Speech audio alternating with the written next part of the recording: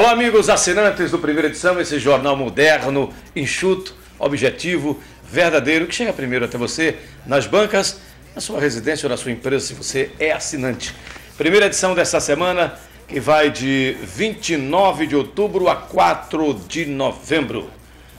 Aqui temos uma notícia boa, falando sobre a receita que cresce 500 milhões de reais. É a receita do governo estadual. O orçamento de Alagoas para 2013 está aí estimado em 7,1 bilhões de reais. 500 milhões a mais que em 2012. A Assembleia Legislativa tem até o dia 15 de dezembro para votar a lei orçamentária, a LOA, ou não entrará em recesso. Senhores, mãos à obra aí no Parlamento Estadual, porque afinal de contas o orçamento é uma peça importantíssima para o desenvolvimento de qualquer trabalho administrativo no Executivo. Mega Sena deve pagar 38 milhões. Esse dinheiro vem para nós, hein? Esse vem. Está acumulando, mas a Mega Sena voltou a acumular e o prêmio agora para quarta-feira é 38 milhões de reais. Fé verde, hein? Vamos fazer uma fezinha. Deus há de nos ajudar e trazer aqui para o Nordeste e para Alagoas. Com relação à quina, teve 107 ganhadores e cada um vai receber R$ 33.311,44. Manchete principal da primeira edição. Na marra, mesa diretora da Câmara Municipal reduz fantasmas, mas a gastança continua. A primeira edição traz essa matéria principal, dizendo que, por força do cumprimento de uma determinação judicial, os vereadores implodiram aí o trem fantasma, mas tentam redirecionar a verba para gabinetes. Se sobra, né, tem que redistribuir ali com o pessoal. O mal de tudo isso é que não há o concurso público, e aí fica essa política de cabides de emprego, de fazer média. Bom, foi um momento eleitoral. Todo mundo quis tirar proveito, principalmente a mesa diretora da casa, principalmente o presidente, que se arvorou de dizer que o prefeito, sinceramente, recebeu uma boa bolada de sobra de dinheiro da Câmara Municipal. Houve, segundo o próprio Galba Novaes, um enxugamento, uma economia, e aí sobrou verbas, e como tal, ele pediu prioridade lá para o Tabuleiro dos Martins. Não sabemos se os milhões que foram de volta para as mãos do prefeito ou do executivo municipal lhe valeu para alguma coisa. Mas sobrou. Ou seja, o parlamento municipal em Maceió tem dinheiro sobrando. Agora é preciso aplicar bem. Se tem carência de pessoal, não fazer cabide de emprego e sim concurso público, é o que exige a lei e que o Ministério Público tem batido muito nessa tecla para evitar a gastança à toa e a má aplicação do dinheiro público. O placar eleitoral trazendo muitas vitórias para o PT, a exemplo de São Paulo com Fernando Haddad, que estava em baixa, mas aí deu uma alavancada. Curitiba, deixa eu ver mais do PT aqui. Curitiba foi o Gustavo Freud, mas é do PDT. Do PT temos o Luciano Cartacho, aqui no Nordeste, em João Pessoa. E por aí afora vai, no Rio Branco, Marcos Alexandre, também em Niterói, com o Rodrigo Neves, e ainda Guarulhos com o Almeida, e por aí afora mais outros que se saíram bem nessas eleições. Ou seja, o mensalão pode ter trazido uma péssima impressão, um desgaste para o PT, mas não é bem por aí que talvez tenha acontecido, principalmente nos grandes redutos eleitorais do PT, os grandes colégios eleitorais, a exemplo de São Paulo. Mas daqui a pouco nós voltaremos a falar sobre o mensalão e suas repercussões no ambiente político. Aqui, uma matéria importante fala do plano que beneficiará milhares de pescadores alagoanos. Foi lançado na quinta-feira pela presidente Dilma Rousseff o plano de safra de pesca e aquicultura, que vai beneficiar cerca de 37 mil pescadores aqui em Alagoas.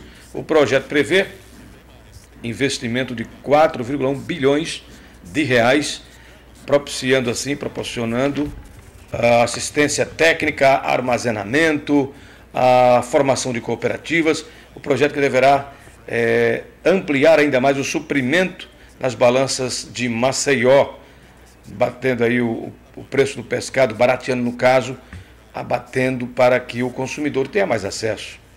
No Senado, Renan Calheiros, ele salienta a oportunidade e a amplitude do plano federal. Tudo que vem em benefício do trabalhador e do consumidor é algo que devemos aplaudir. Balanço diz, em 90 dias, se Grupo João Lira realmente está quebrado, falido. Não é bem a opinião de Augusto Galvão, que é o advogado do grupo, dizendo que a medida mostrará a viabilidade das empresas. É, como já tive a oportunidade de lamentar também, um grupo que sempre foi promissor, um grande sustentáculo da economia alagoana, com muitos postos de emprego, principalmente no campo, no setor sucro-alcooleiro do nosso estado, na agricultura, e infelizmente essa desmancha aí, esse descompasso de um grupo tão importante para a economia alagoana. Vamos torcer para que tudo se recupere e que os trabalhadores, principalmente, não percam mais os seus postos de trabalho. Sucessão com 5 candidatos mostra a OAB de Alagoas rachada. Bom, a OAB tem um crescente muito grande, tem uma arrecadação muito boa, não obstante a inadimplência, mas essa prova desse concurso do exame de ordem rende para a OAB nacional e para a OAB de cada estado uma boa fábula. E aí todo mundo quer administrar esse dinheiro. Surge a figura de Thiago Bonfim, que defende a renovação. Cláudia Amaral também é candidata e se considera uma outra importante alternativa. O Elton Roberto diz que a OAB precisa também mudar, a exemplo do que diz o Thiago Bonfim. A chapa de situação vem com Raquel Cabuz e diz que a nossa ordem está no caminho certo. Brabo Magalhães, Marcelo Brabo, quer prioridade para os advogados. Tem uma série de projetos aí que o Brabo oferece com uma série de alternativas importantes. Vamos democraticamente, na ordem. Acredito que esse pleito, mesmo com a democracia, o que é um lema principal da OAB, democracia, cidadania, que tenhamos um pleito ordeiro em alto nível, um debate de alto nível e que vença o melhor. Porque o pessoal quer tomar o mandato do vereador eleito? Uma briga intestina, uma briga interna. Está aí o Guilherme dizendo que não é ficha suja, não teve compra de votos, mas em contrapartida uma corrente autofágica para muitos está querendo simplesmente que ele seja defenestrado definitivamente do partido o PSOL. Mensalão derruba o mito de que poderosos não vão para a cadeia.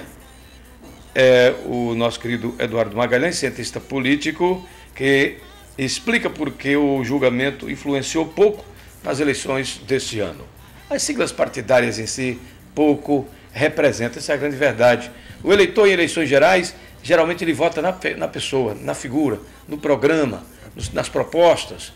E, infelizmente, a repercussão que poderia ser maior, repercute sim, mas talvez nem tanto mesmo, porque mostramos agora há pouco, e aqui tem matéria com toda a relação dos eleitos prefeitos em segundo turno, e o PT pontuou aí os grandes colégios eleitorais do Brasil, exemplo de São Paulo, e aqui Eduardo Magalhães faz uma análise do porquê o pleito deste ano municipal não teve tantas as influências do mensalão.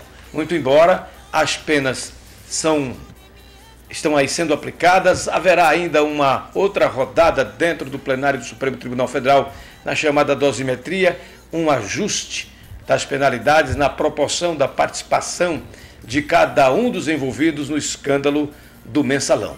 Mas uma coisa está patenteada. A doutora Eliane Calmon, do Conselho Nacional de Justiça, ela já aventava e chamava a atenção do próprio Supremo de que quem julga o judiciário, e o próprio Supremo, é a sociedade.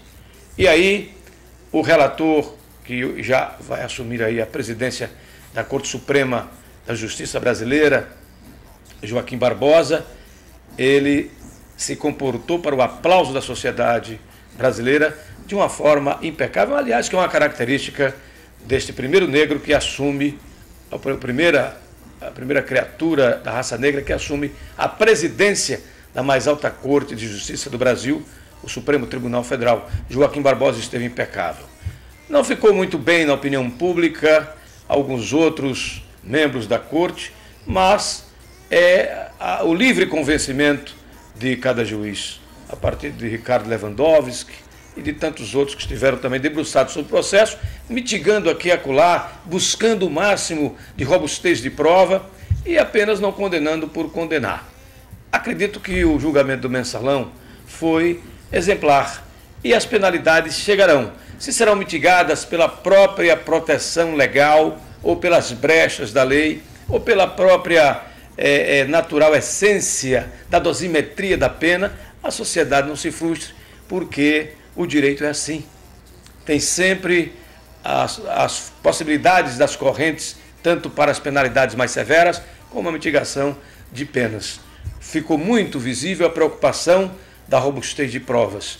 Muitas coisas evidentes, mas acredito que a sociedade aplaude o Supremo como um todo e vê, como diz essa manchete e essa afirmativa de Eduardo Magalhães, analisando os reflexos do Mensalão aqui na primeira edição, afirmando categoricamente que o Mensalão derrubou o mito de que poderosos não vão para a cadeia no Brasil. No esporte, primeira edição, tem tudo para você. Galo fará jogo da ressurreição no dia de finados. Flá duela com o Atlético, Verde segue agonizante. Leia tudo isso e muito mais aqui na sua primeira edição. Jornal moderno, enxuto, que chega primeiro até você. Fique sempre com a gente. Primeira edição.